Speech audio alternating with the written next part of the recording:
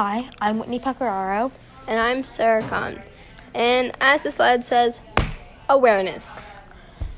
Me and Sarah are doing a presentation on awareness and safety because we think it is very important that you are aware and safe. Because we don't need any kids getting kidnapped on our turf, alright? Exactly. Talking about kidnapping, coming and going to school. We know a lot of 4th, 5th, and 6th graders start walking home from school because you guys are independent.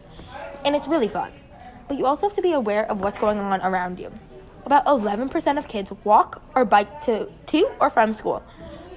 Now, that means one of you will probably have walked or biked to school today. Now, when you do this, there are some safety precautions that everyone should be following. Make sure you are looking both directions. Make sure someone has your location at all times. And it doesn't need to be exact, but be like, hey mom, I'm walking home. And then say half an hour later, be like, hey mom, I'm blank minutes away from home. Then wait for crosswalk signals, like the stop sign and the little guy, I don't know what to call him, and then the orange hand, like the guy in that photo down there. Walk with friends if possible, because it's fun and also you're usually safer in numbers. And put your phone down while walking. Please put your phone down. We know all of you little adults are starting to get into those glowy boxes that everyone has nowadays, okay? Let's put it away and enjoy the scenery of nature has provided us. Okay. And this, my friends, is how to get out of a bad situation. Although I hope you never find yourself walking on top of eggs like this poor lady on the top of the screen, alright? So we know those sticky situations we can sometimes get ourselves into. For example, like this dude in the bottom corner is getting followed. Here's what this person should be doing. You too, if you were ever followed. Turn a couple of corners. We need to actually make sure this person is following you and not just going in the same direction, okay? Just to make sure. Don't need to get paranoid for no reason. After that, if you are positive they are following you, try and find someone you trust, okay? If you really cannot find anyone, do call someone or message someone and make a plan on where to go and how to get out of this situation. But someone should already be having your location, like my partner over here, Whitney, said on the previous slide. However, I have one thing I must insist upon. Do not go back to your house. Okay, this person who is stalking you does not need to know where you live. That is sensitive information, okay? We don't give that information out for free. Maybe for $100. I'm kidding. Don't do that. Don't do that. Don't give anyone your information for $100. Okay. But that's just an example. If you do need more help, feel free to contact us. But you must ask your principal, and then she'll have our emails. Cybersecurity. We know, like Sarah said, with our little light boxes, when you're online, you need to be very careful about what sites you're on, especially on school Chromebooks. And if it's not trusted, don't go on it, especially on your school Chromebooks. Make sure it's a secure website. It'll say in like that little long box with a bunch of little letters and numbers and whatever. It'll say there if it's secure or not. If it's not secure, you should probably hop skiddly do out of there. Sarah's on stat. She's seen a lot of situations. Yeah. So, some sites might seem safe, but if they don't say trusted website, be careful when you're on them. Don't give any personal information unless it's a trusted site. And even on trusted sites, be careful what information you give them.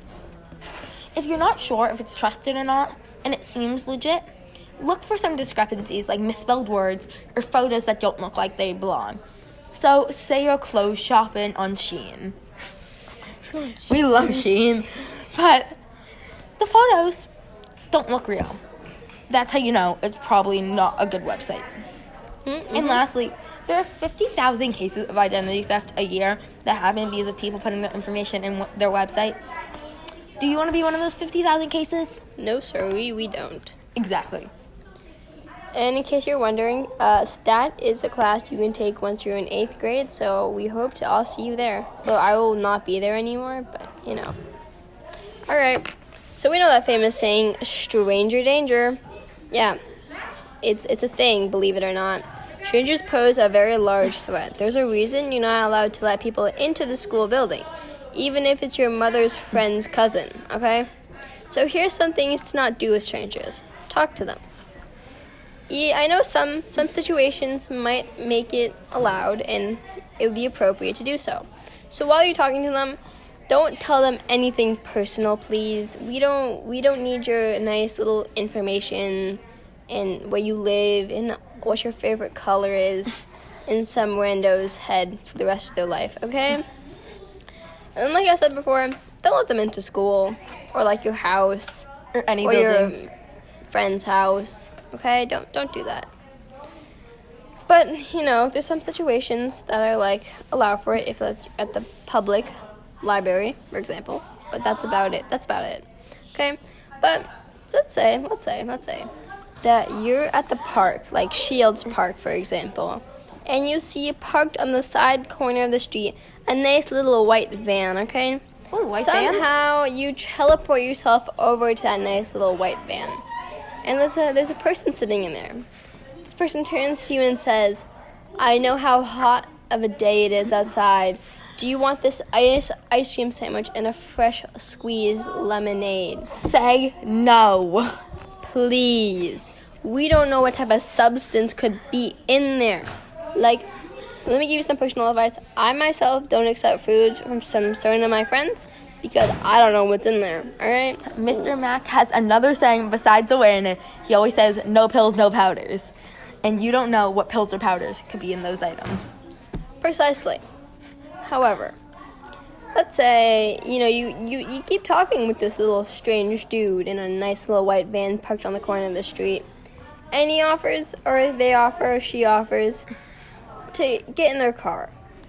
Why would you do that? Don't do that, okay? We don't need you driving off into the sunset with this person you just met, like your best buddies, all right? So, let's continue on with our scenario, right? You say no.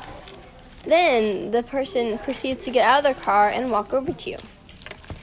You should excuse yourself by having manners, saying, "No, thank you. I'm going to take my leave and go now." But, sometimes people don't take no. So what you should do, don't go anywhere with them and run. Bolt out of there and back into the park where the public is, all right? And during this entire exchange and other exchanges you will have with strangers, don't forget to be polite, please. Have manners. Be a decent human being. Say you're at the library. Hold the door open for the little people that are smaller than you or the elderly, okay? We need to have faith in society still, okay? And like I say, not every stranger is danger. These are just precautions to take with everyone. Exactly. And situational awareness. As our Ryan team teacher says, have awareness. If you can't tell, he's one of the favorites. The Massachusetts Governor, Deval Patrick, recommends using Navigate 360's Alice training, or another app called Life 360. Alice says, situational awareness includes these 3 essential actions. Recognition, being alerted that something is out of the ordinary that could pose a threat. Say, you're skipping down the street, it's a fabulous day, it's rained, and there's a rainbow out, and you're like, oh, that power line that's next to my house looks like it's been ripped and fell over. What should I do? Let's not touch it. Assessment. Analyze the situation and your response options. You see it's on the floor. Like Sarah says, you have the option to touch it, but don't. You also have the option to do nothing about it. Keep skipping down the street. Or you could tell a trusted adult about it. There's one correct answer. Yes, there's one correct answer. Let's see. Let's think about it. What should it be? Okay? A, B, or C? If you didn't say C, tell an adult about it. You're wrong. C is the correct answer. Exactly. Let's see. Show of hands. Who actually got that right? Come on, folks. Let's be truthful here. I don't think any of you did. Lastly, respond. Take direct action to increase chance of survival. Which would mean do not get electrocuted by the cords on the ground. Mm-hmm. So those are the 3 essential actions. Recognition. You recognize that there is the cords on the ground that fell over during the rain. You assess the situation, you go tell an adult, and your response, well, you don't touch it. Thank you. For watching or for listening to our lovely presentation. I know it's the best one you've ever seen or heard, especially with the cat that just made your day.